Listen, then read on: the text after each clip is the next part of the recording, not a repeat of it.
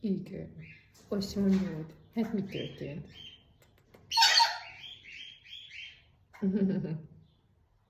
Cuki vagy. Nagyon édes vagy.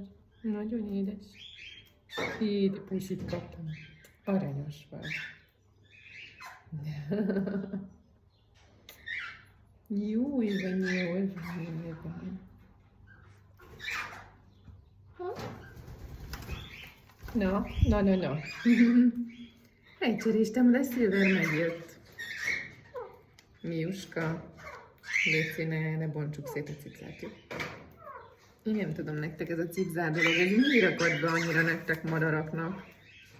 A cipzározzunk már.